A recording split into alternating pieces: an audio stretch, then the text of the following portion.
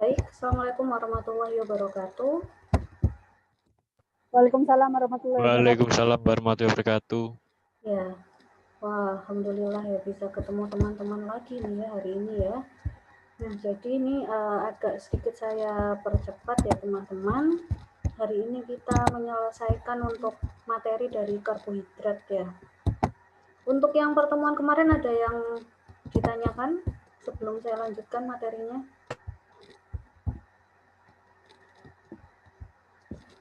Ya, kemarin kita bahas tentang apa? Karbohidrat. Ada yang masih ingat?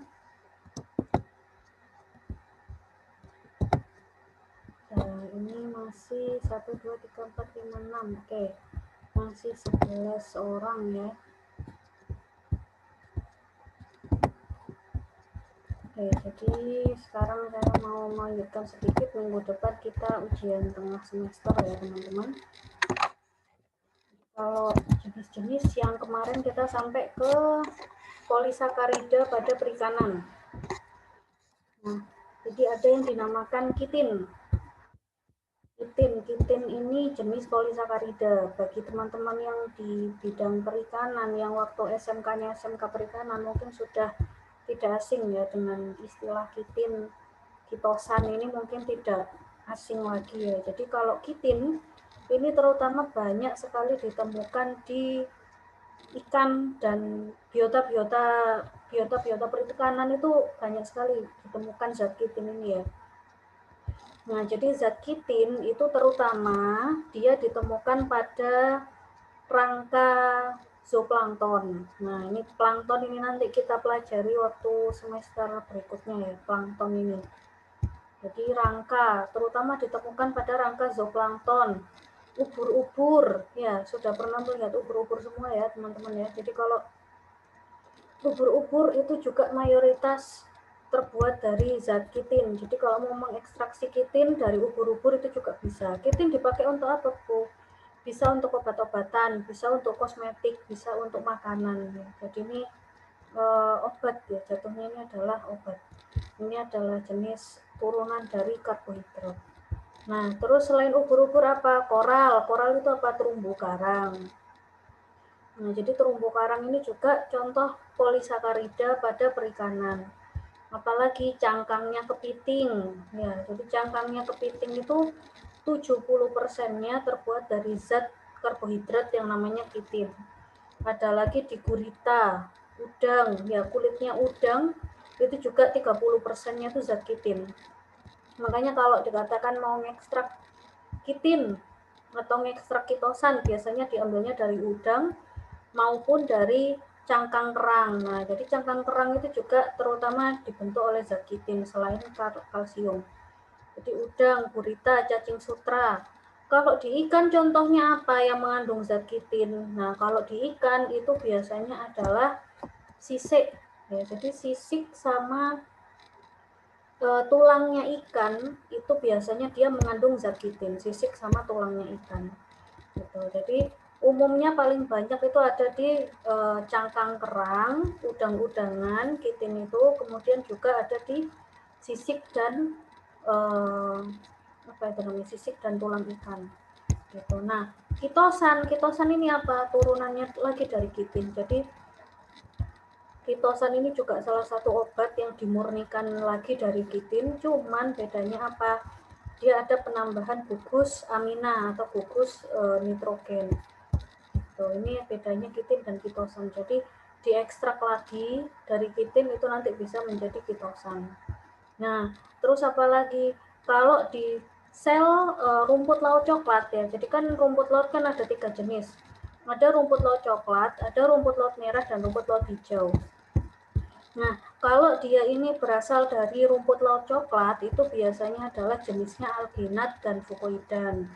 Nah, jadi yang saya paparkan minggu kemarin, alginat ini biasanya digunakan sebagai bioabsorben. Jadi bisa mengabsorpsi, misalnya ada limbah pencemaran di suatu perairan, itu alginat itu bisa membersihkan. Fungsinya itu sama seperti spons itu loh teman-teman. Jadi alginat ini fungsinya bisa untuk membersihkan. ada pada dinding sel rumput laut coklat. Nah, terus agar-agar yang biasanya teman-teman makan ya, agar karagenan, nah itu biasanya dari dinding sel rumput laut merah. Gitu. Jadi terutama jenis-jenis ecema, gracilaria ya. Itu. Jadi ecema, gracilaria itu kan jenis-jenis yang rumput laut merah yang biasanya digunakan sebagai agar-agar. Itu seperti itu. Yang terakhir adalah ulvan. Nah, ulvan ini juga turunannya karbohidrat. Itu terutama dihasilkan dari dinding sel rumput laut hijau. Nah, ini silahkan dipahami dan dihafalkan ya. Oh, kalau alginat rumput laut coklat. Oh, kalau agar-agar. Oh, agar-agar ini rumput laut merah. Oh, kalau ada yang namanya ulvan. Nah, ulvan ini termasuk ke dalam rumput laut hijau. Itu jadi sebenarnya kandungan alginat, kandungan agar, kandungan ulvan itu ada di semua jenis rumput laut. Cuman proporsinya itu masing-masing berbeda ya. Jadi ada rumput laut hijau misalnya Bu, rumput laut hijau dijadikan agar-agar apa bisa-bisa, tetap bisa. Cuman kalau dari proporsinya, persentasenya sebenarnya agar itu paling banyak itu bisa dihasilkan dari rumput laut merah. Cuman kalau mau menghasilkan agar-agar menggunakan rumput laut hijau juga bisa gitu teman-teman. Ya, ada yang mau ditanyakan sebelum saya lanjutkan? Oke, kalau tidak. Bu, mau tanya. Iya, silakan Mbak Salsa. Kalau peptidoglikan itu dihasilkan dari apa, Bu? Ini pasti udah buka kuisnya ini ya. Peptidoglikan. Ya, peptidoglikan itu dari sel bakteri. Jadi itu salah satu jenis karbohidrat juga yang diekstrak dari dinding selnya bakteri, itu peptidoglikan, terutama bakteri gram positif. Ya, jadi gram positif itu terutama dia dinding selnya terbentuk oleh peptidoglikan. Itu tadi peptidoglikan dia adalah jenis karbohidrat. Jadi bakteri sendiri itu dia punya barrier ya, jadi punya dinding pembatas gitu ya, penghalang itu terutama disusun oleh karbohidrat. Nah, di dalamnya itu isinya protein gitu. Ya, saya lanjutkan ya. Sudah ya Mbak Salsa ya? Sudah, Bu. Jadi lanjutnya yang tadi, kalau polisakarida pada perikanan ada kitin, kitosan, alginat, fukoidan, agar, karagenan, ulvan. Nah, kalau selulosa ya, kembali lagi, selulosa ternyata adalah komponen utama dinding sel tumbuhan ya. Jadi tumbuhan secara umum, tanaman sejati ya. Jadi tumbuhan sejati itu kan berarti punya akar, punya daun, punya batang, jadi punya buah. Nah, itu kan tumbuhan sejati. Artinya adalah tanaman yang berkayu ya. Kalau tanamannya dia berkayu, maka komponen utama dinding selnya ini adalah selulosa. Jadi selulosa ini jenis dari polisakarida. Nah, kemarin polisakarida itu apa? Berarti kan dia punya berapa banyak monosakarida, teman-teman? Kalau polisakarida.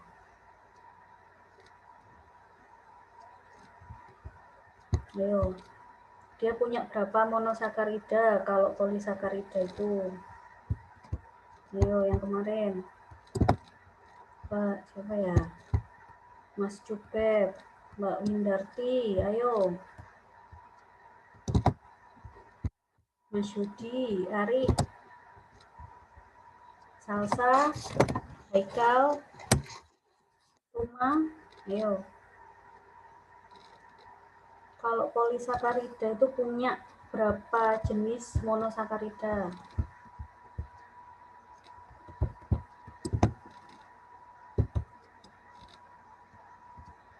Hanifa. Wah, ini polisakarida itu lebih dari 10, Bu. betul. Polisakarida itu lebih dari 10. Kalau oligo ya. Jadi oligosakarida itu 2 sampai 10 ya.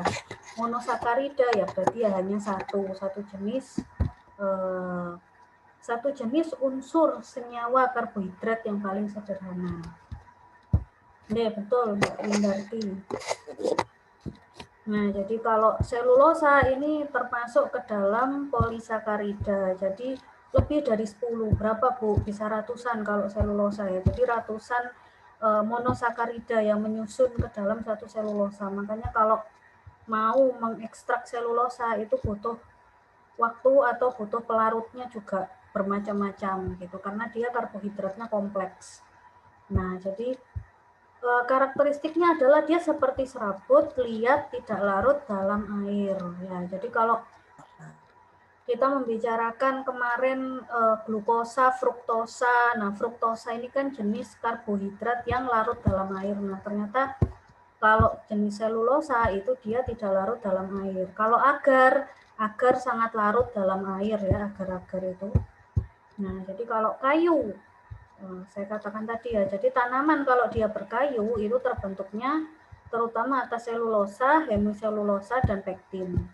Kapas yang teman-teman gunakan itu juga terbuatnya dari selulosa. Jadi kapas yang teman-teman gunakan itu juga termasuk ke dalam karbohidrat. Gitu. Oke, saya lanjutkan ya. Nah, jadi ini contoh-contoh dari karbohidrat yang lain. Nah, jadi tadi yang ditanyakan oleh Mbak Salsa, Bu, kalau peptidoglikan itu apa, Bu? Peptidoglikan itu adalah komponen utama yang biasanya menyusun dinding sel bakteri, terutama bakteri gram positif. Biasanya tersusun oleh apa? Ada karbohidrat, ya, karbohidratnya dia bentuknya adalah polisakarida dan juga peptida. Peptidanya ini adalah protein ya. Jadi susunan antara karbohidrat polisakarida dan peptida ini akan membentuk yang dinamakan peptidoglikan. Nah, terus karakteristiknya seperti apa? Kalau dinding sel bakteri, namanya dinding sel itu kan melindungi isi sel ya. Jadi karakteristiknya adalah dia kaku berpori. Gitu. Jadi kalau dinding sel bakteri negatif itu bakteri gram negatif itu biasanya dia cenderung lebih tipis dinding selnya, tapi kalau dinding sel bakteri itu sangat tebal. Jadi bakteri-bakteri yang biasanya gram positif itu kalau di perairan perikanan itu lebih susah untuk dihilangkan daripada bakteri gram negatif. Nah, terus jenis karbohidrat yang lain lagi apa? Ada yang namanya proteoglikan. Nah, kalau tadi peptidoglikan, berarti ada peptida dan glikan. Glikannya adalah karbohidrat. Nah, ini proteoglikan. Kalau tadi peptida itu kan kumpulan dari asam amino. Kalau proteoglikan berarti kumpulan dari protein ya. Jadi lebih besar lagi ya bentuk senyawanya. Nah, jadi proteoglikan itu apa? Disusun antara karbohidrat dan protein gitu. Ditemukan biasanya pada perekat antar jaringan tulang rawan. Nah, kemudian juga ditemukan pada zat pelicin untuk sendi otot. Kemudian ada lagi glikoprotein dan glikolipid ya. Jadi kalau sudah ada glikan itu berarti ada kandungan karbohidratnya. Berarti kalau glikoprotein berarti protein gliko ya. Jadi protein dan karbohidrat. Kemudian glikolipid berarti lipid dan karbohidrat. Nah, jadi ini tersusun atas protein dan lemak. Ya, dan ini banyak ditemukan pada sel hewan. Nah, jadi ini adalah jenis-jenis karbohidrat yang lain. Ada peptidoglikan, kemudian ada proteoglikan, dan ada glikoprotein dan glikolipid. Itu adalah contoh dari jenis karbohidrat yang lain. Nah, ini adalah fungsinya karbohidrat apa? Tentu saja sebagai sumber energi utama, kemudian berperan dalam proses metabolisme, tepatnya katabolisme ya. Jadi ketika kita membutuhkan energi, maka karbohidrat ini nanti dirombak menjadi energi. Kemudian apalagi dia membantu proses pencernaan makanan, penyerapan kalsium. Nah, jadi karbohidrat ini fungsinya sangat penting ya, namanya juga makromolekul, jadi fungsinya sangat penting bagi tubuh ikan. Nah, seperti itu. Kemudian kalau di dalam pakan bagaimana? Jadi kalau di dalam pakan, karena kebutuhan utama ya, saya katakan kebutuhan utama ikan, kalau ikan air tawar itu kebutuhan utamanya adalah protein, kalau ikan air laut itu kebutuhan utamanya adalah lemak. Nah, jadi karbohidrat, kalau manusia itu kan butuhnya mayoritas karbohidrat. Kalau di ikan itu kebutuhan utamanya adalah protein. Nah, terus karbohidratnya buat apa? Biasanya fungsi karbohidrat ini sebagai sumber energi tambahan, ya, jadi tambahan saja, dan juga sebagai bahan perekat. Jadi kan kita punya banyak jenis tepung ya. Nah, itu nanti direkatkannya oleh karbohidrat ini tadi, begitu. Jadi kalau ada formulasi pakan, misalnya kita mau pakai tepung ikan, tepung daging gitu ya. Nah, nanti ditambahkan kanji. Kanjinya ini kan karbohidrat ya, kanji itu kan karbohidrat. Nah, fungsinya adalah sebagai bahan perekat. Nah, itu seperti itu. Jadi kalau ikan air tawar dia membutuhkan protein, kalau ikan air laut mayoritas membutuhkan lemak. Nah, jadi kalau ikan karnivora, nah ini sekarang kalau kita bicarakan ikan karnivora, omnivora, dan herbivora. Kembali ke biokimia ya. Biokimia itu ikannya ada karnivora, ada omnivora, ada herbivora. Nah, masing-masing ini karnivora, herbivora ini itu dia beda ikannya, itu juga nanti beda kondisi perutnya itu nanti seperti apa itu beda-beda gitu. Nah, jadi kalau ikan karnivora ya, ikan karnivora ini kan berarti dia makan daging. Biasanya kadar karbohidratnya tidak boleh lebih dari 12%. Nah, makanya kenapa sih kok ada pelet? Mesti ditanya, ini peletnya untuk apa? Ikan apa? Gitu. Apakah dia peletnya untuk ikan herbivora, apa ikan karnivora, atau ikan omnivora? Nah, itu jadi ditanya dulu kan, peletnya untuk jenis apa? Karena kalau beda ikannya itu kadar karbohidratnya, kadar apa ya, kadar nutrisinya juga akan berbeda-beda. Nah, itu seperti itu. Jadi kalau karnivora kadar karbohidratnya tidak boleh lebih dari 12%. Kalau omnivora dia bisa hidup dengan baik ketika kadar karbohidratnya lebih dari 50% kalau omnivora. Nah, kemudian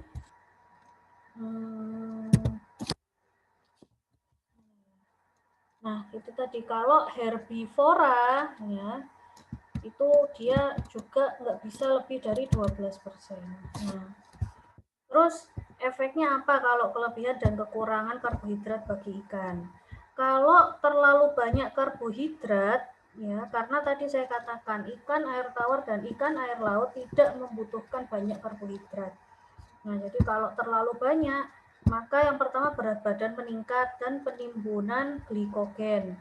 Kemarin glikogen saya katakan, glikogen adalah cadangan makanan ya. Ketika glikogennya tertimbun terlalu banyak, otomatis nanti ada penyumbatan saluran darah. Nah, sehingga nanti pada akhirnya menyebabkan kematian.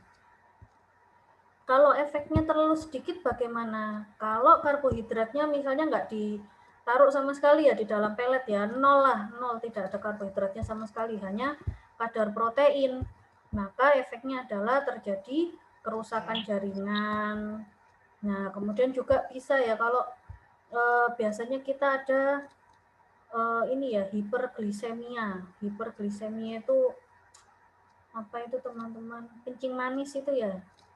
Ya, penyakit kencing manis. Nah, ternyata kalau kadar karbohidratnya terlalu sedikit, itu justru juga menyebabkan yang namanya hipoglisemia. Artinya penyakit kurang glukosa dalam darah.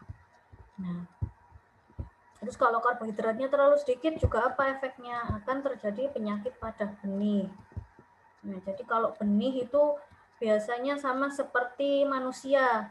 Jadi dari bayi sampai ke fase dewasa itu juga pasti rentannya kan di fase bayi ya. Jadi semakin kecil fasenya itu biasanya justru akan semakin rentan. Nah, makanya kalau benih itu harus nutrisi tinggi.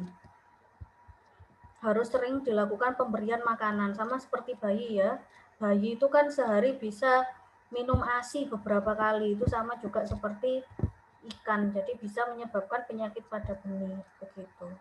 Nah, kemudian ketika pakan ikan ini tidak ada karbohidrat, maka terjadi penurunan laju pertumbuhan dan protein tubuh, gitu. Jadi artinya adalah meskipun dia tidak terlalu dibutuhkan si karbohidrat ini, tapi tetap harus ada. Karena kalau misalnya tidak ada, maka laju pertumbuhannya juga menurun gitu ke ikan. Jadi makanya kenapa sih ada mata kuliah khusus untuk pembuatan pakan ikan?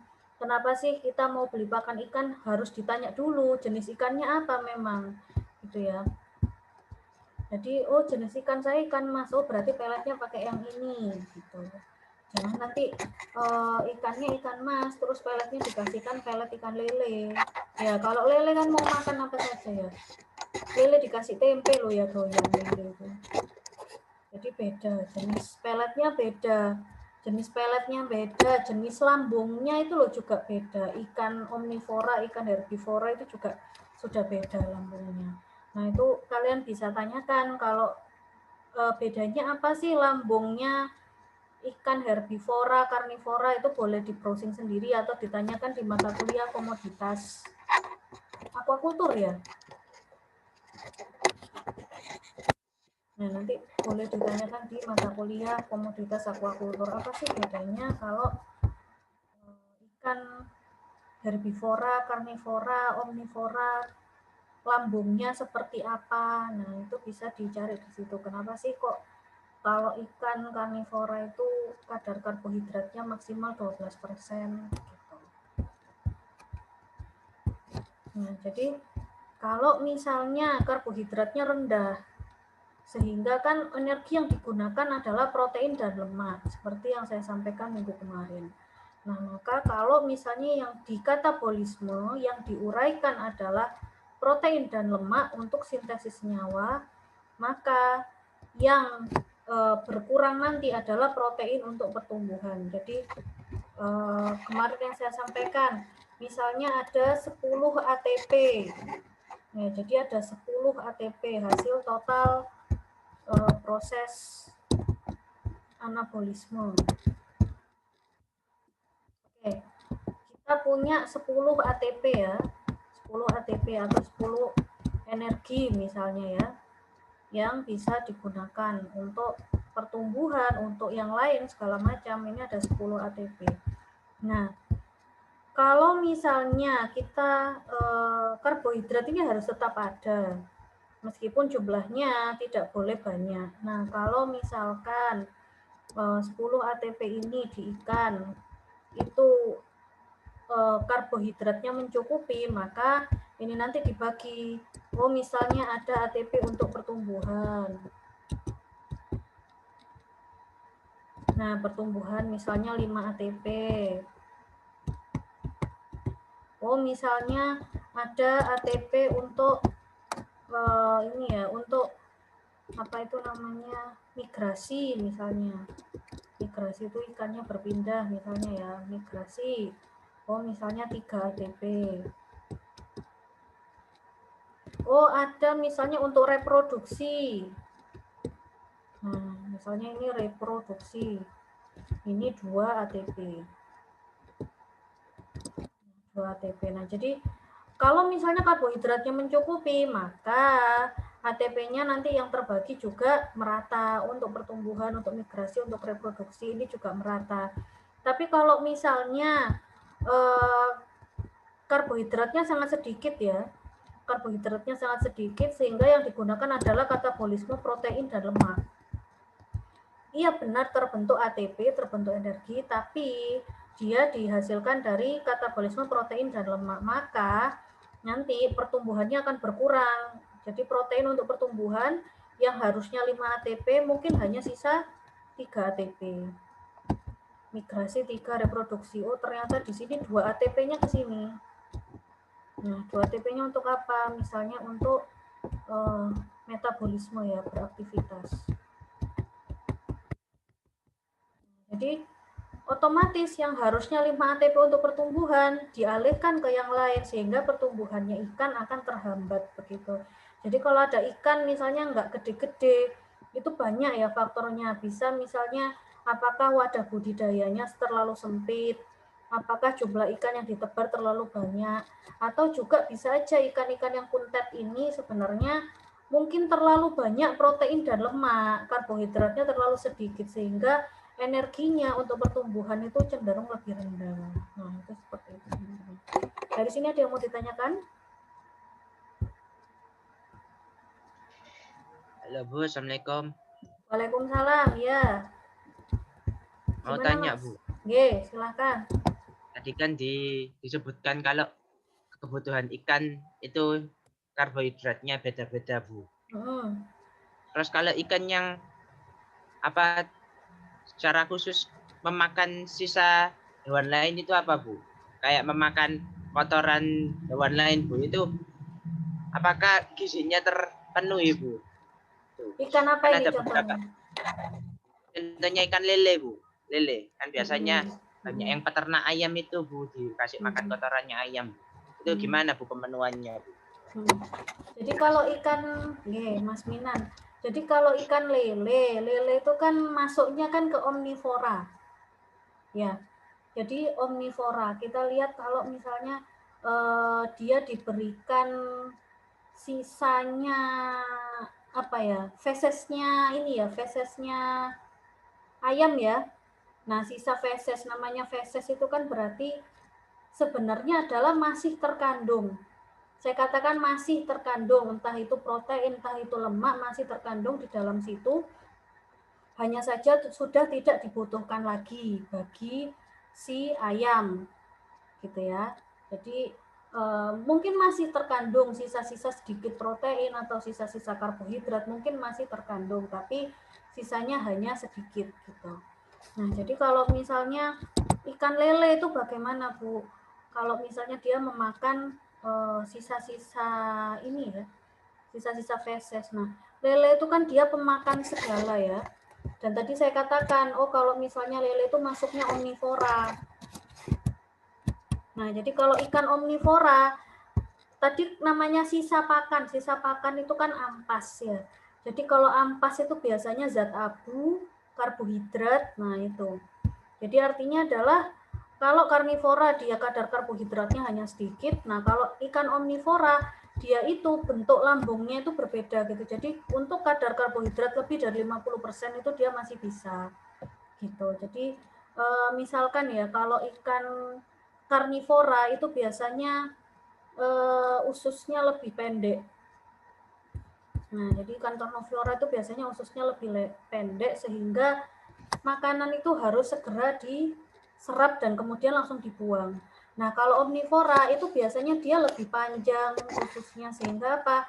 Oh, meskipun ada karbohidrat nanti yang masuk ke dalam tubuh, nah maka karbohidrat ini akan tetap dicerna. Jadi masih bisa dicerna ke seluruh tubuh gitu loh. Akhirnya makanya kalau ikan omnivora ini dia lebih kuat gitu ya. Jadi lebih nggak apa-apa kalau misalnya banyak karbohidrat di dalamnya karena dia lebih panjang sehingga proses untuk metabolismenya ini juga butuh waktu yang lebih lama gitu ya. Jadi artinya kalau ikan lele apakah dia memakan sisa-sisa feses itu maka kebutuhan nutrisinya masih terpenuhi? Saya jawab iya masih terpenuhi karena kan kalau feses itu kan meskipun dia mayoritas itu abu ya sisa-sisa pakan, tapi juga masih ada kandungan nitrogennya, masih ada karbohidratnya yang ada di situ. Jadi ya lelenya masih tetap bisa ini ya masih bisa tetap besar gitu ya karena apa? Sudah beda karakteristiknya. Jadi karakteristiknya adalah dia kadar karbohidrat lebih dari 50% aja dia masih hidup gitu loh. Nah itu kalau di fesesnya itu kan fesesnya ayam itu kan juga dia kadar karbohidratnya tinggi, kadar abunya tinggi, jadi masih bisa tetap hidup. Makanya kalau lele itu mau dikasih pelet segala macam juga nggak ada masalah ya. Lele itu karena apa? Dia omnivora yang benar-benar kuat. Selain karena lelenya memang karakteristiknya sudah kuat dan dia biasanya kan dari turun menurun ya, silsilahnya lele itu kan dia ada secara alami. Namanya kalau ikan tumbuh secara alami itu kan sudah terbiasa dengan kandungan perairan umum, banyak bakterinya, banyak kotorannya, itu kan dia sudah terbiasa. Nah, selain itu kalau lele itu dia punya zat tambahan, pernafasan tambahan namanya aboresen. Aboresennya itu ada di dalam kepalanya. Nah, makanya lele itu kalau sudah dimatikan gitu ya, udah dipukul kepalanya tuh nggak bisa langsung mati. Gitu, karena dia seperti punya 2 nyawa. Jadi kalau aboresennya itu masih belum diambil, itu biasanya butuh waktu sampai lelenya benar-benar mati, itu gitu Mas. Jadi kalau kenapa lele kok bisa Bu? Kan nutrisinya bagaimana Bu pemenuhan nutrisinya? Tetap lele itu tetap bisa pemenuhan nutrisi dari sisa-sisa feces itu tadi. Gitu Mas. Oke, bagaimana Mas Minan? Ya Bu, makasih Bu. Oke, begitu ya. Jadi lele itu loh dikasih tempe itu loh ya mau ya, lele itu sembarang kali aja itu dimakan lele. Bahkan saya tuh pernah teman-teman waktu saya praktek ke Malang, praktek budidaya lele itu lelenya sebesar paha, indukan lelenya itu. Bayangkan sebesar apa? 1 meter ya berarti ya panjangnya. Assalamualaikum. Waalaikumsalam ya Mas Samsul Bahri. Nggih. Samsul, zoomnya sama saya. Wifi-nya soalnya trouble Bu pakai wifi kampung. Habis hujan. Ini pakai datanya Samsul untuk menghemat kuota. Oh nggih, ini Mas Samsul sama siapa ini? Mas Samsul sama Rizky Bu. Oh Mas Rifki, oh ya tadi sudah ini ya, sudah masuk ya Mas Rifki ya di awal tadi ya. Ya Bu, gak bisa Bu. Tak kirim ke grup itu, preparing terus. Oh nggih, ya enggak apa-apa. Ya, jadi seperti itu. Kalau misalnya teman-teman saya tuh pernah ke Malang itu, panjang lelenya itu 1 meter indukannya ya. Indukannya itu panjangnya 1 meter, sangat besar. Terus ada ular, jadi di atasnya itu ada pohon mangga besar gitu. Ada ular bergelung di situ. Ularnya juga ular tanah itu kan bahaya ya, ular tanah ya kalau ke manusia. Jatuh ke kolam lele, yang kalah ularnya. Mati ularnya. Pernah juga kucing masuk ke kolamnya lele. Yang tadi saya katakan itu indukannya gedenya 1 meter 1 meter. Ya habis kucingnya sudah nggak bersisa. Itu kayak gitu. Cuman terus Bu kalau manusia gimana? Manusia takut tapi ya. Si lelenya takut ya. Jadi yang ukuran 1 meter itu dia lelenya takut sama manusia. Caranya gimana? Dikuras dulu sampai habis. Nah, sudah dikuras itu kan kita lebih gampang nangkepnya. Itu mereka takut gitu. Tapi kalau sama ular, sama kucing, wes ular apa lele-lele ini dia berani. Karena ya dia omnivora. Ternyata kebutuhannya akan karbohidrat, protein dan lemak, terutama karbohidrat ternyata tinggi gitu. Makanya dilihat jenis ikannya seperti apa. Gitu, teman-teman. Nah, jadi kalau ikan ini ya, jadi ikan memiliki kemampuan yang rendah seperti yang saya katakan dalam memanfaatkan karbohidrat. Ya, yang tadi kalau ikan karnivor itu hanya 12%. Nah, tapi karbohidrat ini harus tetap tersedia dalam pakan ikan. Nah, kalau herbivora sama omnivora biasanya karbohidratnya dimanfaatkan dari tanaman. Nah, kemudian kalau optimumnya tadi omnivora bisa sampai 50%. Optimumnya di mana? Di 20 sampai 40%. Kalau karnivora optimumnya di 10 sampai 20%. Kalau ikan di daerah tropis 25 sampai 40%. Nah, kalau ikan air laut bisa mencerna sampai 20%. Ikan air tawar bisa lebih dari 20%. Ini tergantung apa, Bu? Tergantung dari karakteristik lambung sama ususnya. Nah, itu silakan kalian cari. Kalau ikan air, ikan herbivora sama karnivora itu seperti apa ususnya? Kenapa kok Bu Nurma mengatakan seperti itu? Kalau karbohidratnya di karnivora itu hanya 12% gitu ya. Ilawan boleh dicari sendiri. Nah, jadi adanya karbohidrat ini dia menghemat sumber protein pada ikan. Nah, itu seperti itu. Sementara kalau pakan diberikan tanpa karbohidrat itu akan menyebabkan penghambatan pertumbuhan dan perkembangan ikan. Ya. Nah, jadi kalau herbivora, di antara herbivora, omnivora, karnivora, yang memiliki usus paling panjang itu adalah ikan herbivora ya teman-teman ya. Jadi kalau secara umum ikan itu ada mulut, esofagus, lambung, usus, anus. Nah, kalau ikan herbivora itu dia tidak punya lambung, tapi hanya punya usus yang panjang. Jadi makanya makanan itu dia diolahnya agak panjang. Nah, jadi diolahnya tidak menggunakan lambung, tapi menggunakan usus. Jadi kalau pengadukannya, kalau ikan herbivora itu dia menggunakan usus ini tadi. Makanya kan kalau herbivora makanannya tanaman ya. Jadi kalau ikan herbivora nggak bisa makan daging karena apa? Nggak ada lambungnya, nggak ada yang ngolah. Begitu teman-teman. Ini ada beberapa jenis sumber karbohidrat pada pakan. Gitu ya, ini bisa dibaca sendiri, nanti saya berikan materinya. Oke, ada yang ingin ditanyakan teman-teman?